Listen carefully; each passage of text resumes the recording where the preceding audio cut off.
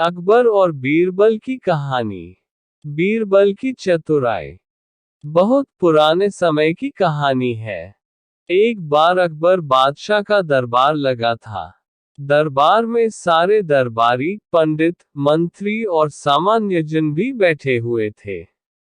उस समय दरबार में हंसी ठिठोली का माहौल छाया हुआ था। सब उसी में मशगूल थे। अकबर भी बहुत खुश नजर आ रहे थे। लेकिन एक बात थी जो अकबर को हमेशा ही खटकती रहती थी। वो ये कि राजदरबार के सभी दरबारी बीरबल के फैसले से बहुत जलते थे। बीरबल के आगे उनके फैसले की एक न चलती थी।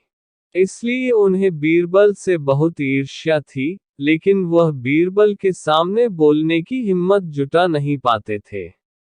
बीरबल की दरबार में अनुपस्थिति होने पर अकबर हमेशा बीरबल की प्रशंसा के पुल बांधते रहते थे। जब बीरबल दरबार में अनुपस्थित रहता था तब दरबारी बीरबल के प्रति द्वेष का भाव रखकर अकबर बादशाह को भड़काने का काम करते रहते थे। लेकिन अकबर को बीरबल की चतुराई पर बहुत भरोसा था। दरबार में चल रही हंसी ठिठोली के बीच अकबर ने दरबारियों की परीक्षा लेने का मन ही मन विचार बनाया। उन्होंने सभी दरबारियों से शांत होने को कहा और बोले, ध्यान से सुनो, तुम सभी को मेरे एक सवाल का जवाब देना है। जो इस सवाल का जवाब सही देगा और उसे साबित कर दिखाएगा, उससे मैं बीरबल की जगह अपना मंत्री नियुक्त कर दूंगा। अकबर ने कहा, देखो, तुम सबके लिए बहुत बढ़िया अवसर हाथ आया है। इससे तुम अपने मन के सभी अरमान पूरे कर सकते हो। ये सुनकर सभी दरबारी बहुत खुश हुए। अकबर ने फिर अपना सवालिया बाण छोड़ा और कहा, देखो, तुम्हें ये साबित करना है कि मनुष्य द्वारा निर्मित चीज ज्यादा अच्छी होती है या कुदरत के द्वारा निर्मित। अकबर के मुंह से सवाल सुनते ही सभी दरबारी सोच में पड़ गए। अकबर ने उन्हें पूरे एक हफ्ते का समय दिया और कहा, अगले शुक्रवार को जब दरबार लगेगा तो तुम्हें खुद को सबसे श्रेष्ठ साबित करना है। सब दरबारी अपने अपने घर को हो लिए। सभी इसी सोच में डूबे थे कि इस बात को कैसे साबित किया जाए। लेकिन किसी में इतनी चतुराई भी तो नहीं थी जितनी कि बीरबल में। सारे दरबारियों में से किसी को भी इस सवाल का हल नहीं मिल पाया। तय समय के अनुसार फिर शुक्रवार के दिन राजदरबार लगा। सभी लोग अपने अपने आसन पर विराजमान हो गए। हालांकि बीरबल सबसे पहले पहुंच गए थे। अब राजा ने एक एक कर सभी से सवाल का जवाब मांगा, पर सभी दरबारी, मंत्री, पंडित अपनी गर्दन झुकाकर खड़े हो गए। अब अकबर से रहा न गया। उन्होंने बीरबल से पूछा।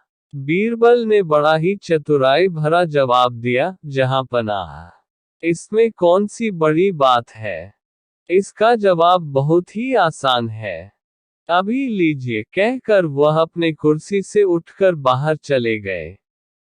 ये देख दरबारियों में खुसर फुसर शुरू हो गई। एक कहने लगा, अरे ये क्या? बीरबल तो अकबर को जवाब देने के बजाय दरबार से उठकर बाहर चले गए। अकबर आराम से अपने सिंहासन पर विराजमान हो गए और बीरबल की प्रतीक्षा करने लगे। तभी एक कारीगर हाथों में पत्थरों से निर्मित एक फूलों का बड़ा सा गुलदस्ता लेकर और राजा को गुलदस्ता देकर जाने लगा।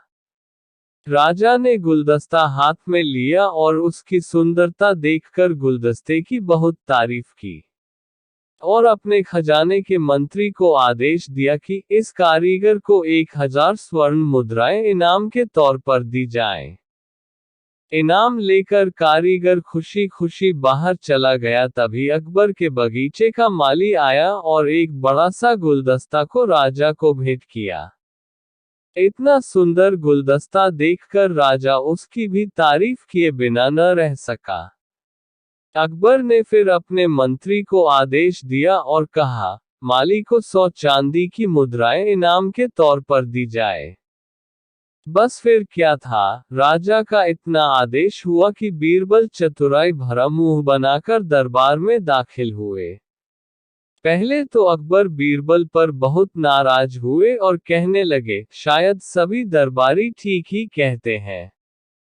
मैंने ही तुम्हें जरूरत से ज्यादा तवज्जो दी है, इसीलिए तुम यूं बीच में ही राज दरबार छोड़कर चले गए और मेरे सवाल का जवाब भी नहीं दिया। अकबर का इतना कहना ही हुआ कि बीरबल ने अकबर को प्रणाम करते हुए कहा, जहांपनाह, आप कुछ भूल रहे हैं। अभी अभी जो 2 कारीगर यहाँ उपस्थिति देकर गए हैं, उन्हें आपके पास भेजने के लिए ही मैं बाहर गया था।